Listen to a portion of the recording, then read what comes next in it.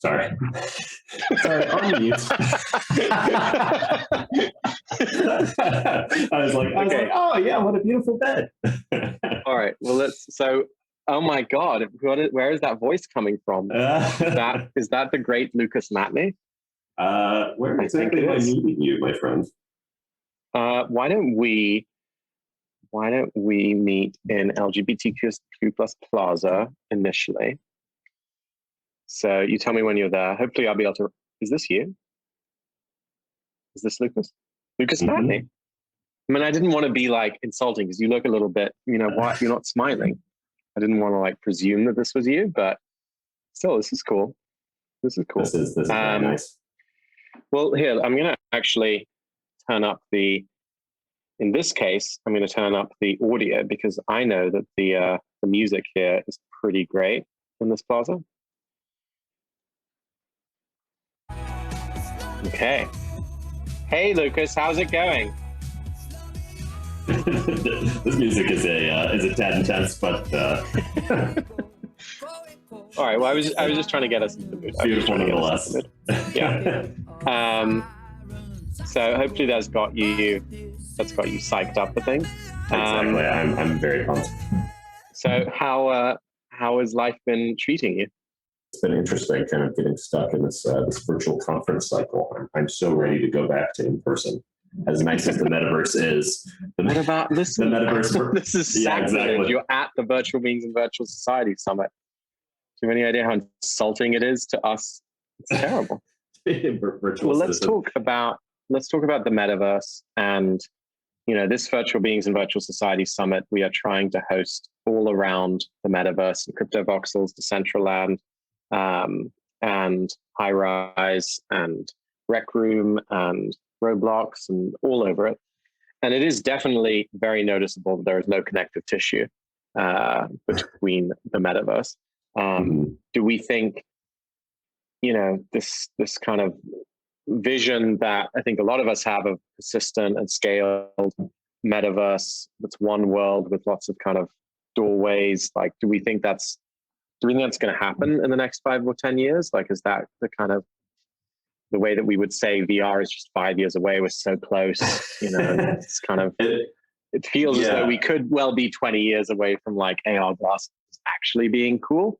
Like, is the metaverse similarly kind of sounds like it's just 5 years away, but it'll be 5 years away for the next.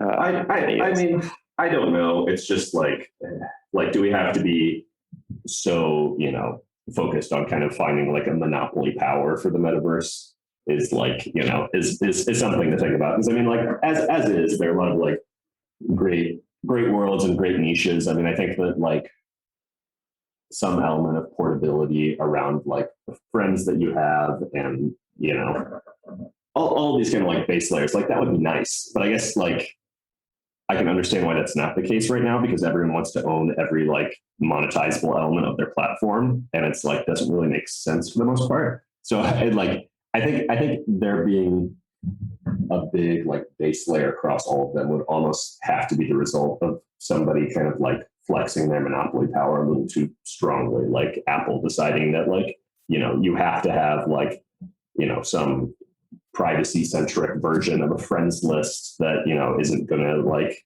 leak your data to new apps or something like that. So it'd have to be like a bit of an SDK in some capacity. But so I don't like, do you want something like that? Like, do you like when you think of the idea of the idea? What is happening? I've gone completely drunk. This is maybe exactly why we need Apple. I think this is actually kind of perfect for what we're discussing, just how horrifying the metaverse sometimes can be. I mean, this is terrifying. Gosh, you've received 240. Have I actually? I feel as though PayPal isn't. Oh my God. Will this? Oh my God. I'm full on in this advertisement now. Okay, I think I've managed to get my way out of it. Did you try to buy something? Listen, I was told that I was going to have a free item in High Rise, And so I thought, okay, well, look, whilst this will be good, whilst Lucas is talking about the metaverse and, economies and all that, we'll be able to really, Medium is the message it. And then there was a beaver who was telling me that $250 had been deposited in my PayPal. And then I don't remember what happened. I just blacked out at that point. You see, this brings me to good that you brought up the beaver with the PayPal account. No, I mean, probably you got to think on your feet at the Virtual Being Summit. Probably okay? something we're not just gonna in some result is the impact of the Epic Games versus Apple monopoly trial, and the idea that payments are going to start being able to be channeled through apps in secondary ways, which can for something like this can open up all sorts of new ways for kids to get dragged into a browser experience where they end up charging $1,000 on their parents' credit card. Well, I've sort of felt there's this sequential thing, and actually let's try going to High Rise High, just to keep the excitement going of whether the experience will break as we're interacting with each other. So go to the leave button and then go to High Rise High. Fortunately, it seems like I'm in a different High Rise High than you. No, there you are. There I am. Okay. So it feels sequential to me that you've got Epic fighting Apple for more freedom, but then you've got Axie Infinity, Sandbox, Crypto Voxels, not directly fighting Epic, but essentially saying that their centralized approach is wrong, and that you should have democratic votes about the algorithm and about ownership and all of that. Do you kind of see in 2 or 3 years, that battle going mainstream? Because obviously most people haven't heard of Axie and Sandbox yet, but $2 billion just went through Axie and NFT purchases. It's happening very quickly. Right. Do you think the fight between decentralized and centralized will be as iconic as the fight between Epic and Apple? I don't know. I mean, I think it's fascinating to think about the idea of centralized crypto projects with governance DAOs or something that are deciding on the protocol and some of the underlying kind of less day-to-day business. And that's kind of happening rules now. I mean, it's getting there. But so I'm fascinated by that. I mean, obviously none of these projects are particularly large yet that are doing that. They're all still very niche. I guess I'm not particularly bullish on that being something that takes off. I think self-regulation to these metaverses is always going to be something that the executives want to handle. And to be honest, I'm skeptical that users actually care, except for maybe the type of users on the platforms right now, but I don't think they're very mainstream. So it's a little bit. But you would care. You would care if you were earning a salary and they were changing the economics of the world. I mean, that's not true of most of these worlds, but something like Axie. If you, I'm thinking of Axie where they changed how much SLP you got for each quest and to make the game sustainable, and how do you bring people along with it that. I agree that seems more than an aesthetic decision being democratically made. I don't see the point of that. Right. I mean, I just think it's so difficult. One of my interviews I did at Disrupt this week was with the CEO of Dapper Labs, Roham, Top Shop. Yes.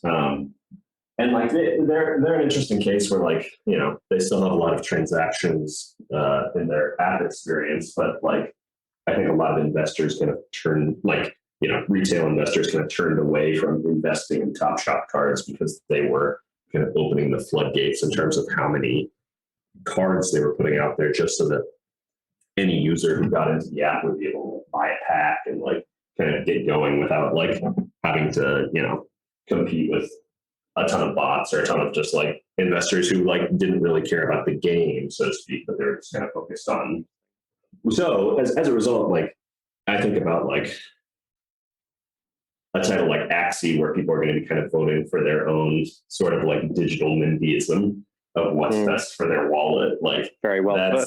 Yeah, that's going to cause a lot of issues potentially, just in terms of being like inclusive to like a growing community. And I think that that's like one of the most interesting things about like crypto economics on communities right now, is that like they're and like I think they see like rarity as a way to like foster community, but they're still like very insular communities, and like sure, they're accepting of people who are like interested in them, but like hard capping your project to 10,000 or something like that is just that's just not super feasible for like I don't know, like 10,000 people is obviously a lot, and that's like bigger than anybody's real community is in any of these existing platforms. But it's also like it's also not much, and it's probably only a few thousand unique Bored Ape holders, or unique, it's like 10,000 total, but probably 3,000 people are holding those. So it is a tiny number. Yeah, it's kind of like, it's a question of being like, insular and having a community based on scarcity versus, being inclusive and not being so focused on rarity, which I think is like a little counterintuitive to the crypto world in some capacity, which like, doesn't make it some of these communities super prime, in my opinion, for like actually scaling. What do you think about people earning? Okay, let's try. How the hell do we explore high rise high? It appears to be These earning are all incredibly. Oh, yeah. I think these are. Wait, can we go through? No, I think we're trapped in this first room. All right, let me ask this, and don't touch the grab thing, because that's where the beaver that gave me the $240 was, and it turned out that I didn't actually have $240 in my PayPal.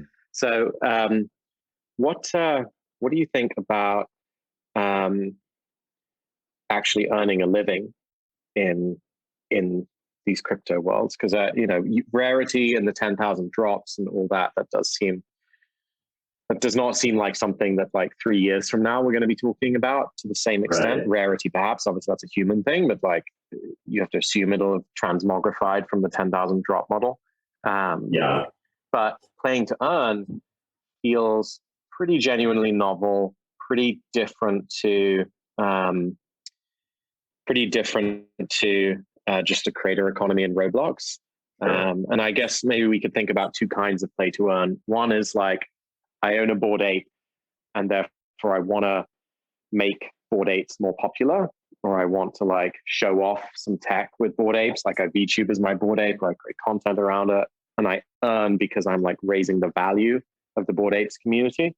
That's one. And then the more kind of explicit play to earn of Axie, like do you think 2 or 3 years from now we'll look back on play to earn as like, really we were just talking about Axie and that it never really went beyond that one example? Or do we think that's a significant new thing? I think the idea of people having jobs that are held in virtual worlds has like, that's not exclusive to Axie. And I mean, like, thinking, and I think that's a little bit of the trouble I have when I hear people like talk about the metaverse in such a novel capacity, is like, both of us have been like familiar with like what Linden Labs has done with Second Life, and a lot of like the in-game economy of that, where it's just like people selling their own digital goods to other users, kind of fostering like becoming a part of this like broader Second Life because community. We work in like the tech. We work in tech. We've got to try to forget anything that happened before 1 week ago and just be completely excited as if it's never happened before. But I mean, the idea of like creating something, like creating digital objects in game and selling them to other users, like I feel like that's even more advanced in some capacity than what we're doing. So, I mean, now. some of my and friends, that's 20-something years ago. Like, I have a friend who created one of the big NFT fashion brands that's kind of also speaking here, and he was like, I could have retired on my Counter-Strike skins at the age of 19, and it's like, damn it, why didn't I get to Counter-Strike skins? So that is definitely true. But if we're talking about millions of people earning a living, or like actually waking up at 10 and going to work in a metaverse Is that new? I guess you're right. I guess that has existed, and Counter-Strike skins are a pretty legitimate example of like it existing. I guess the question is already at scale. So like, what is this? You know, and Axie's obviously big. They got, you know, whatever, like $2 billion is going through their platform at this point. Crazy. Yeah, it's obviously huge, but I mean, it's still. I don't know. I guess the issue with that is like it's a very simplistic economy where it's like there are a lot of people earning money, but they're earning money because other people are spending money, and like that's like, you know, I get it. I get that that's like a very straightforward economy, but it's also like I think that it's also like between the West and the East and like first world country and another country, like there. To what extent is that powering a lot of this? And it doesn't work without that. Right. And I guess like I feel like it's a little odd to be pulling out broad ideas about what this can turn into when it's clear that like so much FOMO spending is going into the NFT space right now. Whoa. Listen, you accuse me getting my CryptoPunk of FOMO. That was FOMO spending, and that FOMO was well placed. It's good FOMO. There's good FOMO. Okay, there's totally is. I guess I'm incredibly curious how long Axie can keep its current like growth pace going, because like Top Shot has not. Like this is Top Shot's worst month of the year by like. Oh really? By like let's keep that thought, but let's go to Club Rise. Doing a bad job walking around. It is quite difficult if you're trying to have like serious conversations, like also running around manically. But we're gonna do it, okay? We're not gonna give up.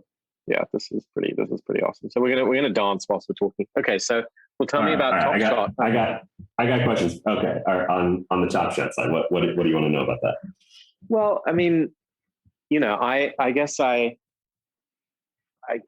as someone who doesn't play basketball, and I'm a huge fan of Dapper and Flo, and we have someone from Dapper and Flo at the summit speaking.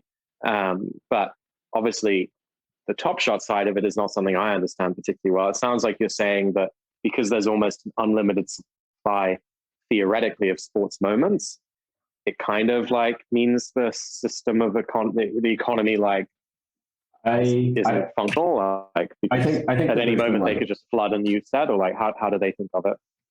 Right. I mean, I think that there's kind of like there's a reason that CryptoPunks are commanding these like in super high premiums, but even for like the earliest CryptoKitties, you're not really seeing that, because I think there's a general feeling that in some ways Dapper Labs kind of flooded the market a little bit of each of the communities, and that they dealt with scale in like a very like Web 2 kind of way, where they were just accepting of new users and wanted new users to have something to do, which like, you know, is that Web 2? Or is like Web 3 just kind of like not finding its way right now? But I think for like people who were more interested in CryptoKitties and Top Shot as investors, I think that they just saw like, you know, the increase of the number of packs per drop, the increase of, you know. This is my kind of nightclub, just so that I can say it, like actually talking about serious issues. There's not blaring music. There's not a drunk person, you know, drooling all over us and like falling on us. This is my kind of nightclub. Just us two on a light up dance floor. That's the kind of nightclub. This is living the dream here from awkward high school years. Are you sort of saying then that like that, you know, baked into what works in Web3 is like a kind of anti-scale, because you have to have a limited number in order for the economy to like work in some way, and once you violate that relationship with the consumer and just flood it, then like you can scale, but you lose their faith. I don't know. I mean, I know that Axie is trying to solve this with like now having less expensive Axie so that you can get in more easily. Like, is that kind of an ongoing problem with any economy? Like, you want to have rarity, but then you can't scale, and if you scale, then you like don't have rarity and all of that. Right. I mean, it's hard. Like, imagine if you could. I'm thinking like, imagine if you could only buy whole stocks. Like, you couldn't buy part of a stock. Mm. Like, and you're like Berkshire Hathaway. Like, if that like only people who are buying into that had to like, couldn't go through a platform like Robinhood or something, and like, buy like partial shares or something like that. That's like, in some ways, what NFTs feel like, where it like doesn't really matter unless you own a whole one. And I get that they're being fractionalized, but I think that kind of is like, I'm not super bullish on like fractionalized NFTs just because I didn't really get it either. Like the whole point. Where does it go from here? Like, well, unless I don't know if you saw that they fractionalized. Again, this is my kind of nightclub. I don't know if you saw that they fractionalized the Shiba Inu image. I did see that. Yeah. Into $1 billion. And I thought that was fascinating because it was going to the point of like, okay, just like we fractionalized George Washington's face in the dollar, and like there are billions of him now. And like that really, it is important that it's George Washington on there because it's the full weight and majesty of America. Similarly, it's the full weight and majesty of the Shiba Inu. Like that kind of fractionalization towards a currency makes sense to me, but owning like 100th of an NFT, I don't really get quite what we're doing there. Right, and like it's just different. And also, since we're in an American nightclub, we also have to deal with the fact of the question of if that's a security, because it does. If I own 100th of an NFT, it does appear to be a security to me anyway. I don't really get how that isn't security. There's this person next to me on the dance floor. I want to talk about securities, okay? They're scaring me. Yeah. Oh my God! Wait, who is that person? That is so cool. I don't know. They spent. You think they spend a lot of money on that? That's so cool. You see, it is funny because you're sort of mocking this idea of like, oh, we're gonna do it, but look, somebody is showing you that capitalism works and that there is a great desire to express oneself with a bloodied panda, bloodied but happy. It's like he died at a moment of like real joy there. This is gonna leave me with nightmares for a bit. Well, all right. You've asked me enough questions. I feel like I as the journalist, I need to dig in. There you go. Go for it. Rip you apart a little bit, just much like stand-up. Exactly. Go for it. Well, I mean, like, you've held this. You want to talk about the CryptoPunk? I mean, let's just be honest. Like, exactly. Let's be honest here. You've held this conference like a few years now. I mean, like, and it seems like virtual beings as a space is something that like has a lot of different flavors every year. Like it's a very trendy space. Like, do you feel like, thinking about some of the trends of the past few years, like there have obviously been a lot of things that have not panned out. Like what kind of like totally. What kind of things do you feel like kind of like really stayed consistent? Yeah. That weren't consistent like 10 years ago. Yeah. So each summit has been pretty much 90% of the speakers have been different. And that's been very intentional. And I wanted each summit to feel like a risk, and not just have, like the same kind of thing over and over again and the same message and all of that. Like the idea of virtual beings is a pretty broad one, all the way from Michaela, which I think is still around, to AI characters. And, I think that to not ferociously embrace Web3, I think would have been a mistake because of just rampant FOMO. No, that's obviously part of what's making everybody question, like, is this real? Is this interesting? But just my own personal experience of like how immersive it is to like purchase cryptocurrency and like buy stuff, buy NFTs, join Friends with Benefits, which is a really cool social token community. That's why I've like worked to tokenize the virtual being space with the culture token.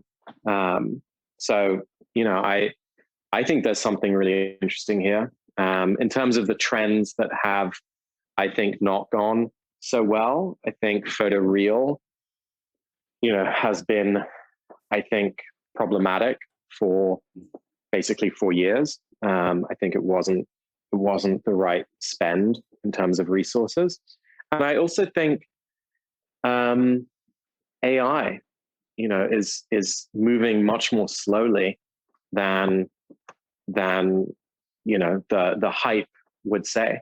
So that would be something that has gone. I think you've got a lot of developers who've kind of dug into GPT-3, and it's not as friendly as to like actually doing a lot of things as one might have hoped. I don't think GPT-4 is scheduled for 2023.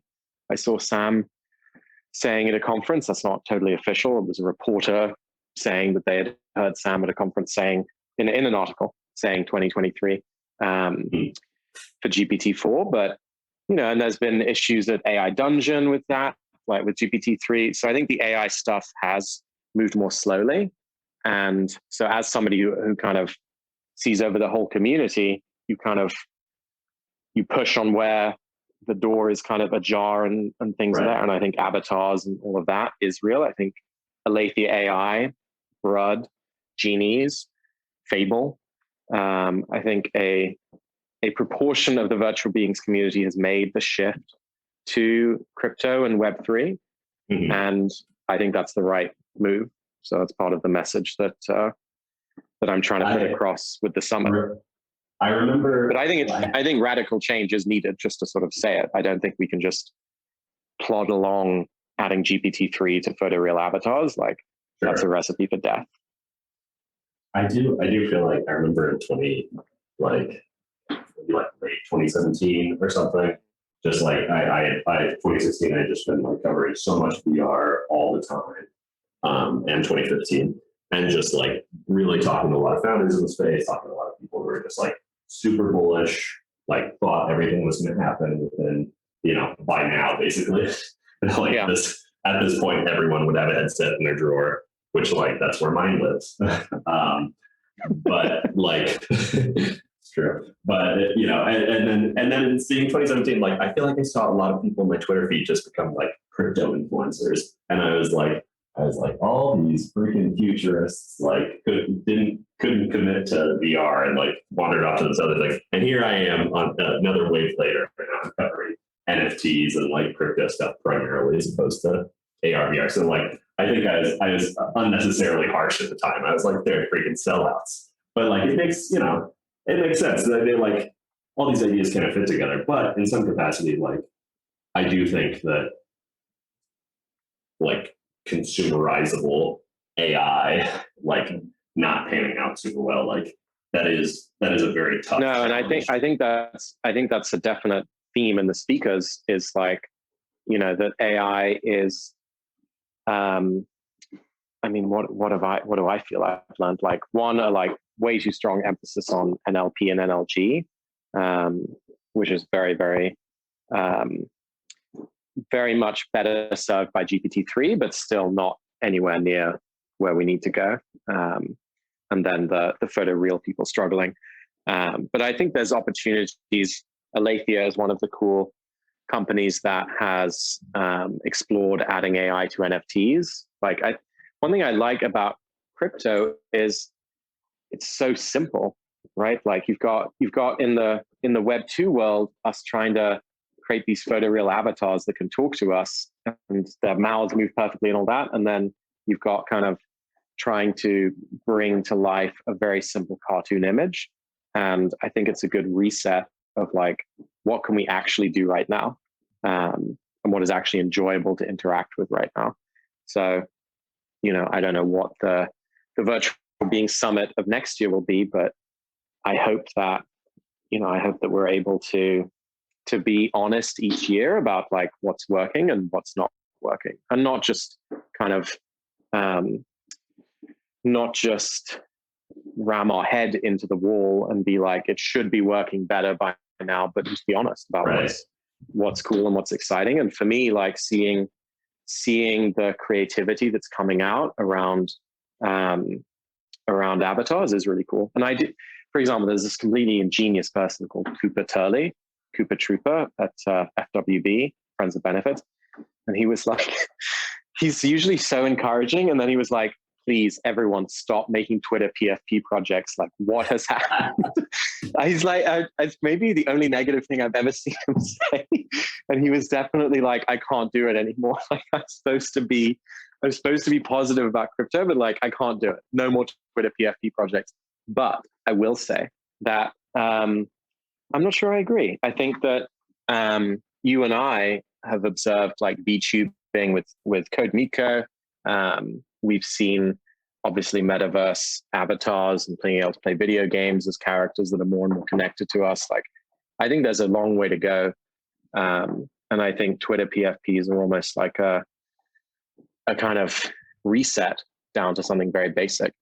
It's like, okay, virtual beings that were these super complex photoreal characters trying to do NL. I mean, you saw Samsung Neon obviously doesn't exist anymore. It's like, stop messing around with very big, difficult things. Like, have a reset of what virtual beings are and keep it super simple. I do feel like everything in the space, like in the virtual being space, is like kind of like a new technology comes out and it's applied to a piece of content that's like pretty standard in some capacity, but because the technology is so interesting, people like care a lot more about, whatever that project is and see it as very super innovative. But I think that in order for like any of these things to take off to a mainstream, like there just has to be like more focus on good content, and like that's just so hard to do. And like technology doesn't make that easier. Like the VR headset didn't make whatever content any better just because that's what I mean. VR. Like literally like we still don't know quite what it is, but it's clearly tens of billions of dollars that Zucker spent on VR and AR at this point, I think. And, I feel way more immersion from the Twitter profile pictures and connecting to people there. I mean, it's just ruthless. These things cost like 3 cents. And yet I feel a greater immersive connection with people through that than I ever did through any kind of VR experience. And it's just it's a brutal reality check. But if what we're interested in is synthetic media and is in virtual beings, then you've got to be honest about how you feel.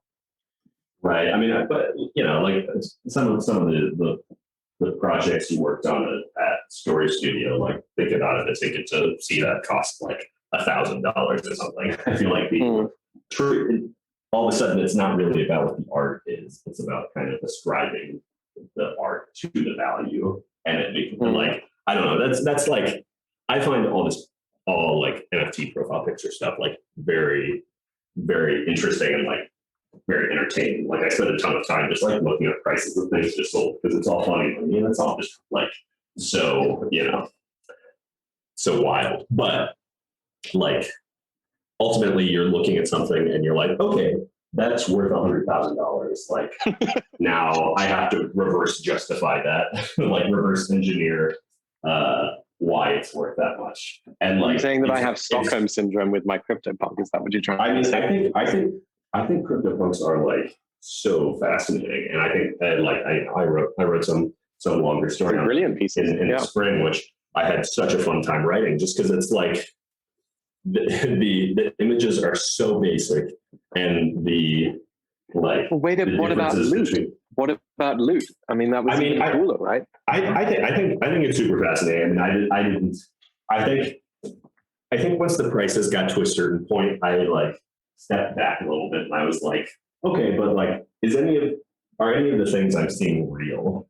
Like, is it how much of it is price manipulation? Exactly. And like, I know that's like, I know there's a lot of like, retail dollars like going into a lot of these projects, but I'm also, I feel like, there have been a couple points in the past like few months where I like feel like I need a more like sober outlook on some of these projects, and like a lot of these people are just pumping their bags by buying other stuff, and in the end, it's worth it if like all of the boats rise, which I think Have you seen Trevor and Brud talking a little about decentralizing Michaela and giving people control over what she's going to do? And I think that stuff about like, can a DAO run a character? That's something we're excited about. And like, can can you decentralize some of the creativity, or do you always need a creative director at the center of it? That I think is to create actually good work. Because obviously, that I've worked entirely with directors and with people that I love their vision and want to see it come true. And I'm very skeptical that a decentralized group can do as well as a centralized one creatively. But I'm curious. I want to see if it can work. I guarantee that won't work. Lucas, I have zero doubts in my mind that would fail in a blaze of fire. I hosted a panel on DAOs you did yesterday. Yeah. Yes, it was super interesting. I had someone who led a DAO, and I had someone who was a VC who had invested in companies that have been creating DAOs. And the overarching topic of the conversation was just our DAO is going to disrupt venture capital. But a lot of people in the audience in a Q&A period, and something people were curious about was just should there be elements of my company that I run using a DAO just so that our users feel like they have skin in the game with their product or whatever. Which I thought was interesting, but I asked the VC, I was like, obviously, you're very bullish on DAOs in general, but if one of your founders of his company started giving important business decisions over to the DAO, you would totally not be into that at all. You would obviously you think that it's better to bet on a small team of people who you know every one of and you've talked to, and I think there's this very weird overlap. Sorry, go on. Okay. Finish. No. You wouldn't have been able to stop me there.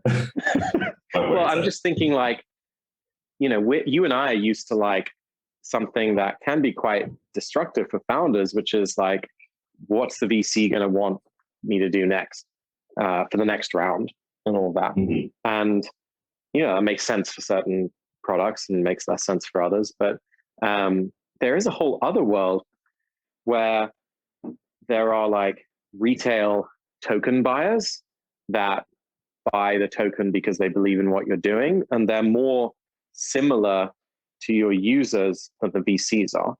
Right. Do you sort of see what I mean? So yeah, say, I think that's the idea of we'll give the little people more of a vote and then they'll like us more is it's one point of view. Yeah. But in the kind of public, go on. No, I mean, I guess focusing more on the character side and the storytelling side, think about maybe beloved franchises where it's a TV show or something, and after a few seasons it gets canceled. There's an uproar from the fans, and if you think about the ones that get brought back and they all of a sudden decide they're going to play fan service, and they're basically turn a season of the show into fan fiction.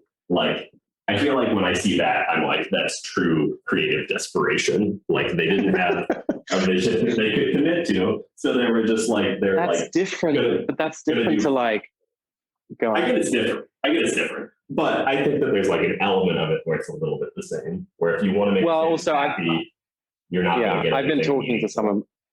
I do think that's true, but I don't know. Let's say a lot of money is left on the table. I would spend more money on Scorsese if I could. I don't know if there are enough people to fund $100 million Apple funded project, but in crypto, there's the possibility of you do something good, you treat your community right, you seem to have good incentives, and a good economic incentives, and you might be able to create other modes of kind of bootstrapping your idea and bootstrapping your product. And then there are actual projects that are genuinely decentralized. Now, none of them are creative projects, but there are projects that are doing good work, like MakerDAO, that are fully decentralized. Let's sort of take as we kind of let's go to the final location for a little palate cleansing dessert. Okay. Let's go back to the exit. Don't do the grab, whatever you do. Where did you go? Have you already left? Oh, I went to Sweet Treats. You move fast. Okay, all right, I'm coming to Sweet Treats. Okay, let's see Lucas. Where's Lucas? Oh, Share a table with someone in the Sweet Treats cafe room. Okay. There you are. I'm already seated. Come and join me. all right. I'll come along. This is kind of cool. I mean, it is kind of cool. It's fun. Come and join. Well, I do. We had Jacob from Genvid. I don't know if you're familiar with Genvid, that does these massive interactive live events. And to some extent, the fans can kind of play a role in it, but he's very fierce about, you need to have a central creative visionary.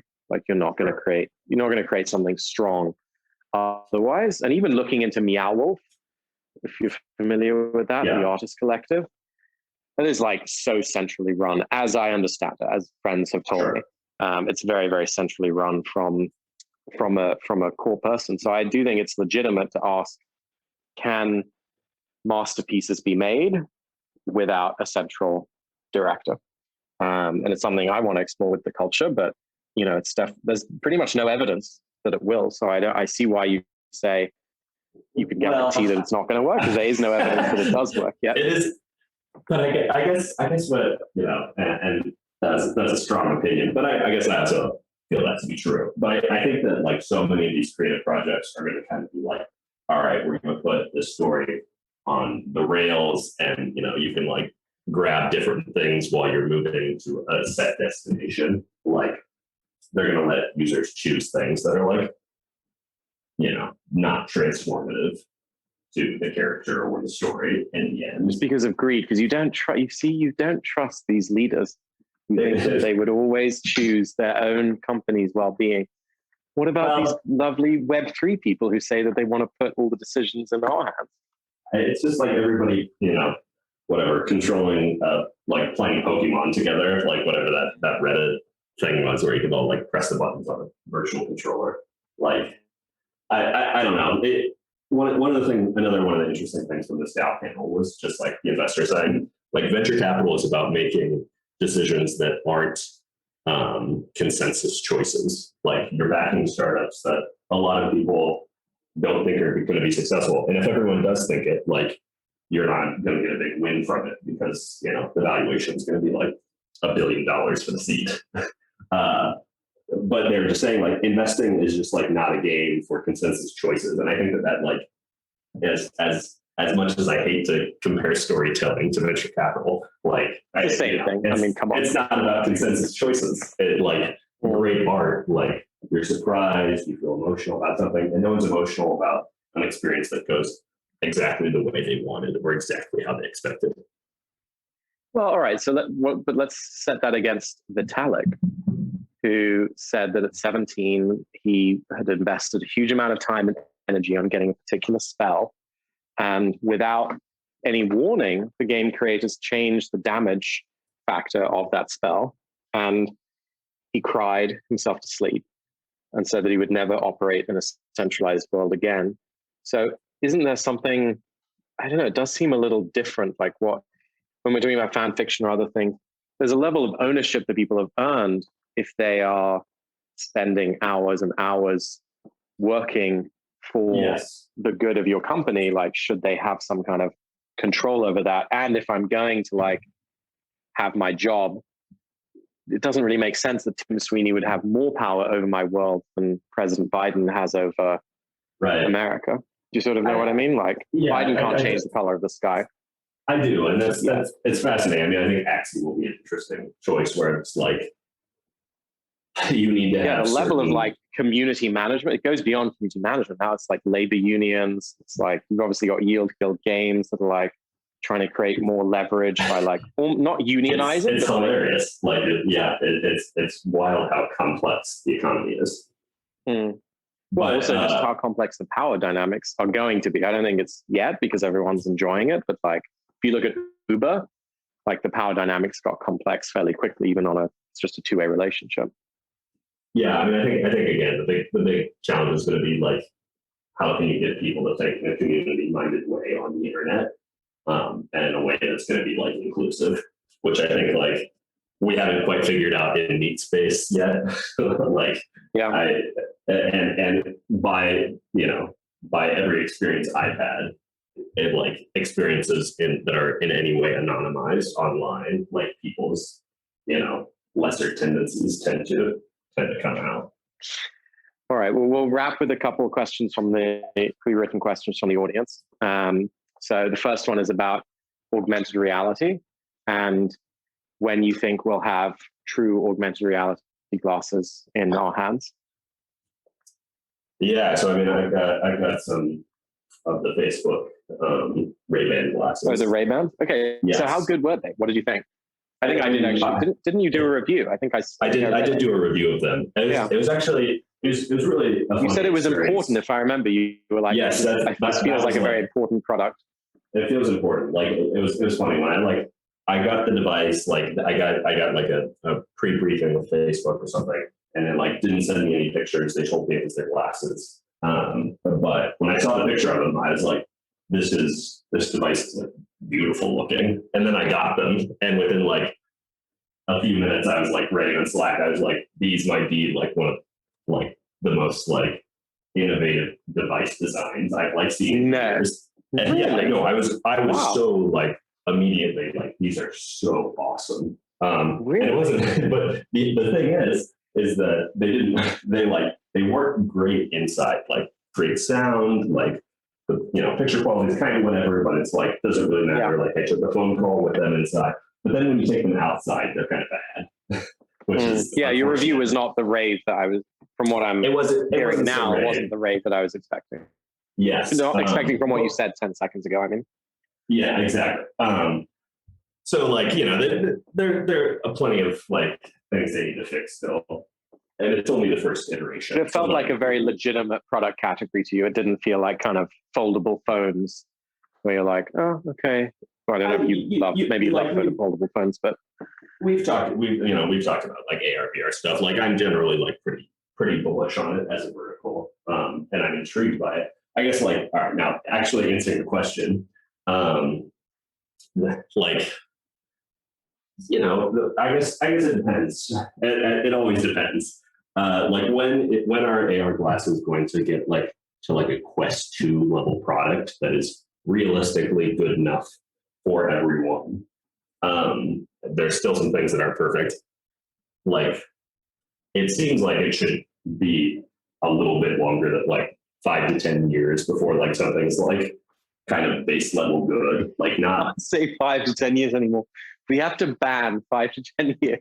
All right, I'll say vocabulary of people talking about AR, VR.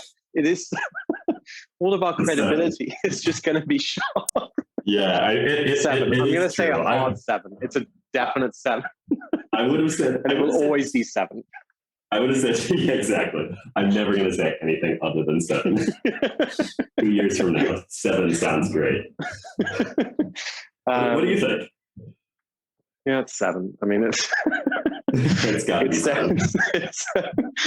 I mean, it's just so horrifying. Thank God. I mean, I feel like everybody just hopefully people have given up. I hope nobody listening today is going to take seriously any 5 to 10 year prediction, because it's like those Jon Stewart things where they would go back and show the people. Why is there no like mashup of VR and AR thought leaders just saying 5 to 10 years every year since 2013? That would be good. So last question then, or just before that, like the Ray-Bans felt like a legitimate moment? Like did you have more affection for them than for Magic Leap, for example? That's an interesting question. I mean, the only time I ever really used Magic Leap like several times per day for several days was when I went to the Magic Leap conference, the one and only in Los Angeles. Right. I saw pictures. I was like, I wish I'd gone. It's obviously which I remember like a huge journey. Yeah, I got to shake Neil Stephenson's hand, and I was like, that's cool. That's pretty baller. And like, it was such excess. It was fitting that it was the only one that ever happened. But out of a blaze of glory. It truly did. It truly did. But like, I don't know. Like these glasses feel like they don't overpromise, and they kind of just deliver that. And that's kind of the key difference. Like like that marketing was obviously like the biggest issue. Magically Pad. That's sort of what had we not, mean. had we not heard very much about them ahead of time, like we'd have been like, oh, this is actually like, really You know, cool. I was rereading Palmer's review, and I never got that Magic Leap was supposed to rhyme with Tragic Heap until literally 3 days ago. I don't know what's wrong. I mean, I just studied literature, and I like somehow I'm like, I know. It's like, how did I not get that? But okay, well, last question then is about Axie Infinity, obviously the most popular thing. Like, do you think Axie Infinity is going to collapse? Like, do you think the economics are too complex and it's all going to blow up, or what do you see coming? Do you worry about that kind of stuff? Because I'm sure we've seen games go bankrupt with promising people money. Right. Yeah. I mean, it's like something like I don't this, believe that. Just to clarify, right? I mean, I don't think ever, but I'm a question from the audience, so I thought I would ask it. Right. I mean, the issue, I guess, is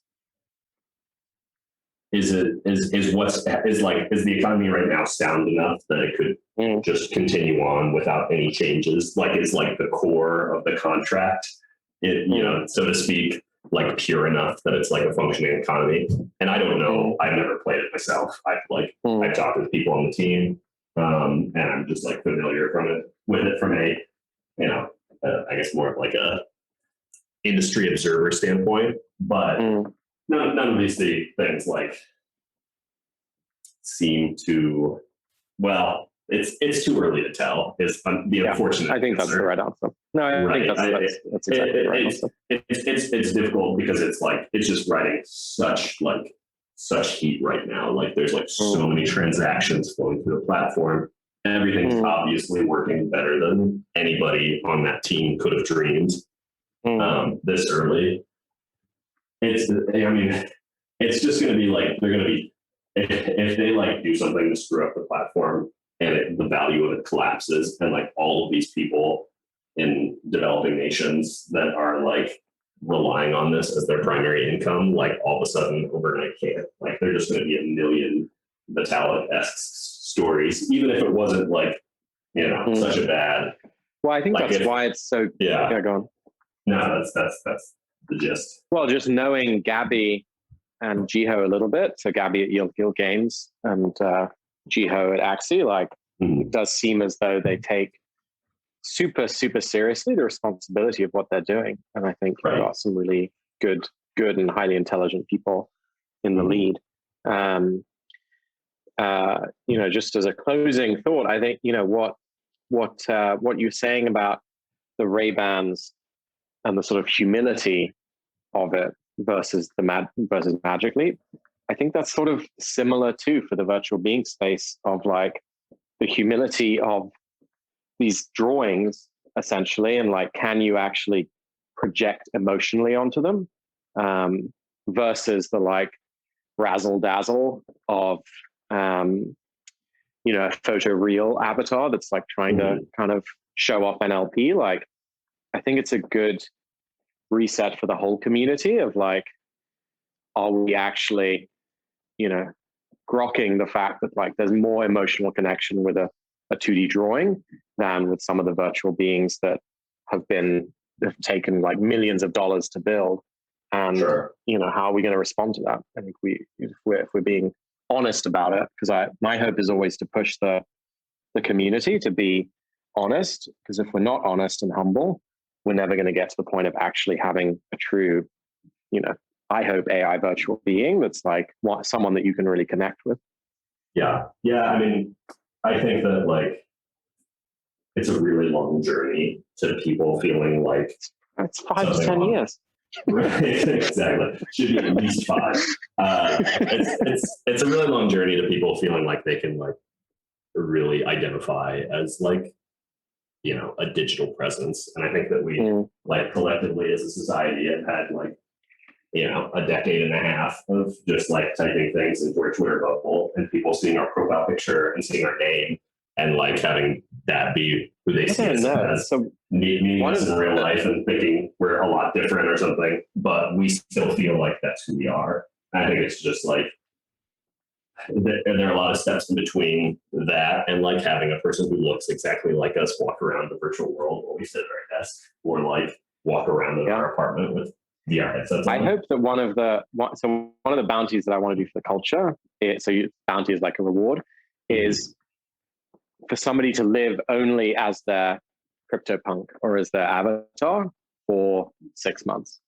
So you're never allowed to be seen on Zoom, on Hangouts, anywhere else, except with your CryptoPunk overview. It's a bounty that makes more sense once you've got primitive AR glasses, so that people are only seeing you with your avatar on you, and there's actual, what you're describing is the incoherence of today in the meat space and the digital space. Avatars plus AR could mean that we're totally coherent. I only ever see this Lucas with perfect skin, these very stylish glasses. You only see this character. It's like my body becomes the portrait of Dorian Gray, and there's just the avatar who like is always looking totally beautiful. I know I'm working on a little. Before I guess a thought on this, like, and I was just thinking about this because I was reading some Substack posts from someone who I just like hate read all the time just because I hate their opinions and just want to. It gives me a certain kind of energy. But like to psych yourself up for this talk, for this conversation, like rock, heavy metal music in the background, reading the Substack. My nemesis. But thinking about, like, I think one of the issues that I think journalists have with Substack as a platform, and I think there are a lot of great opportunities. I swear this makes sense in context. That like people, and Casey Newton wrote like a year in review thing for his Substack, which I thought was super interesting. But like basically, it's not the one that you hate read. I mean, I just want to clarify. It's not that case. Okay. You're like, I'll mention 2 things. They're not the same. But basically, like, people subscribe to, there's so many personalities online, and like people tend to, it's not like you can keep track of like 1,000 dynamic people who are like changing their opinions based on thing, or like learning and evolving. Like, when you go to your Twitter feed, like the people that you recognize the most are the people who are kind of like shills for a specific perspective, or like always are like tooting like a certain horn about a certain topic, or like, they're always talking about, like, for example. Yeah, exactly. But it's just like, I think that there's something about all of this which discourages people from changing. And I see. I experienced that totally. I mean, that you're saying that kind of, you have to get too myopic to break out. Like there's some like Naval tweet yesterday I saw where he was just like discouraging people from ever changing their Twitter avatar because you want people to recognize who you are. That was like the gist of it. And I was like, that says, for such a short tweet, that says something absolutely awful about social media. Like, people expect this from you, so you shouldn't change, because then they won't recognize you anymore. But I had the opposite experience where I'd met all these people. I went to a CryptoPunks dinner, as one does, at Nobu. was this with Chinese folks? Look, listen, man. I run into different. It's a fast-moving lifestyle. You live there as a punk holder. Exactly. I mean, no, but honestly, I'd gotten to know them at Nobu. At Nobu, I'd gotten to them as punks, and I did not like seeing the meat. I found it very unpleasant, and not speaking personally about anyone, but I really would have felt more comfortable if I had seen them as their CryptoPunks. So it's not quite what you're saying. I know the bounty thing is what you're saying, where I'd just be one thing forever. No, but that's a particular persona that they have, and I don't want to know them in the other persona of like family man or like family woman and all of that kind of stuff. It's too much work. Like no one. We haven't. Technology's evolved, but we haven't evolved to all of a sudden want to become friends with 2,000 people at one time and like recognize them as complex creatures who have like diverse interests and like You're saying like that I was being very reductive, and I was like, well, no, I mean, like I didn't want to know have, the horrible truth that you guys are just like, different fashion tastes and all that. Like, that's I mean, potentially, but like, I don't think there's anything necessarily wrong with that. I think it's just there's something wrong with that if all of a sudden those people are like, yes, I need to be more like my punk and be one-dimensional because it's what the people want, and I don't need any deep relationships because people expect this of me.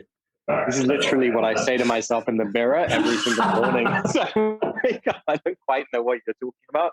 Maybe I've gone too far. Maybe I'm just living on the other side. But it's a great lifestyle. What has COVID done to us? Exactly. There is an element.